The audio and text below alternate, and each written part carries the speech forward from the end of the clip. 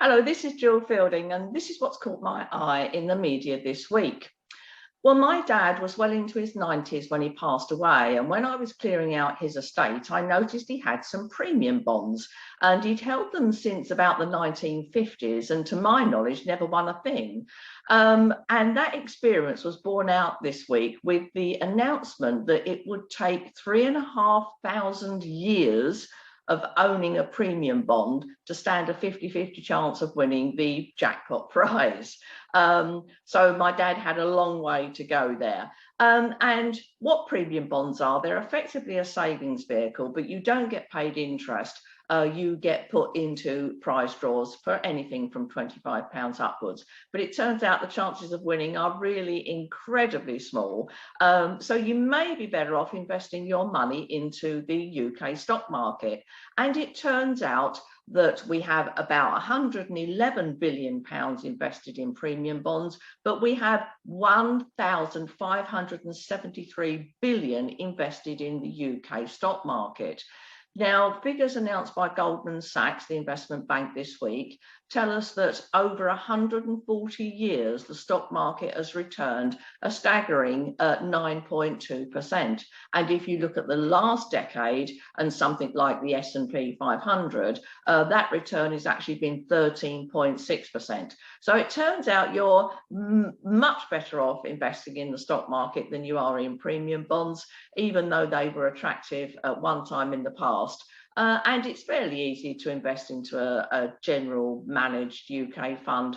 And if you look on our website, you'll see lots of instructions there. The other thing that I read about this week is the Planning Commission yo-yo. Now, I've been investing in property for 45 years now, and from basically day one, the government of the time, whether it be a coalition, Labour, Conservative, whatever, has always said, oh, we have a housing crisis. We need to build at least 250,000 houses for the next 20 years in order to fulfil housing demand. And the current Conservative government went big in their election manifesto, saying that they were going to build 300,000 houses per year, I think, into the mid-2020s. Now, it turns out that after that grand promise, all they've done is they've reined back on the amount of houses that they're going to build. And this week, we finally got an announcement that they're going to provide money for 5,600 houses. So that's £58 million for houses to be built on brownfield sites. And what has happened is that since the Conservatives have been elected, they have been given the feedback that the Conservative voters that live in the shires, that own their own home, don't want extra building, not in their backyard anyway. So it happens with every government, whether it be Labour or Conservative. I've seen it time and time again. What happens is, in order to get elected, promising to build housing is a very positive thing because it gets you votes when you're elected, but it loses you votes once you're in power, and you have to scale back. So the current Conservative government have abandoned their plans for zonal planning permissions, which would have been a positive thing, and they're now back down to small initiatives like this one on the brownfield sites. And it's a never-ending cycle, and we will never get the number of houses that we need because of this political yo-yo. Promising planning gets votes, doing planning doesn't. Quite interesting.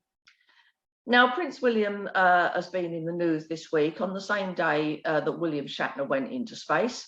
And Prince William said, wouldn't it be nice if we spent all of this scientific knowledge and know-how and money on repairing the planet we've got rather than looking for another one? And I'm wholeheartedly behind him with that sentiment. And I believe we need to recycle everything, we need to reuse everything, and one thing that you have can go round time and time again, and we do need to repair the planet we've got rather than looking for another one. We are a very disposable culture, but unfortunately a planet is not disposable. We need to look after the one that we've got. And I do exactly the same with my money. Now I'm lucky enough to have a bit of money. I take very small pots of money and lend it out to other property investors and normally students of Fielding Financial. And then they use it for a short amount of time and it comes back, and then I give it to another student and they use it and it comes back. So one pot of money goes round and around and around, time and time again. So let's reuse everything. Let's reuse all of our resources that we have, everything that we do, everything that we wear, every penny that we have can be recycled time and time again. You don't need to hold on to it. And particularly, let's hold on to our planet. Now, the contactless limit goes up to £100 now, and I smiled to myself when I read about that, because when contactless payments first came in 2007, the limit was only £10, and they were effectively designed to be a replacement for loose change in your pocket. So they weren't intended to be the big payment vehicle that they have now become. And I read this week that in the first 7 months of 2021, there were 6.6 billion contactless transactions, amounting to a staggering £81 billion worth of payments.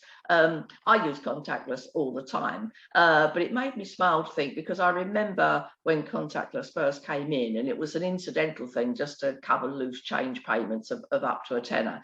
And that's grown well beyond its original remit, well beyond its original objective. And it's quite interesting how some things don't intend to be major, but become major by usefulness, which is what contactless is.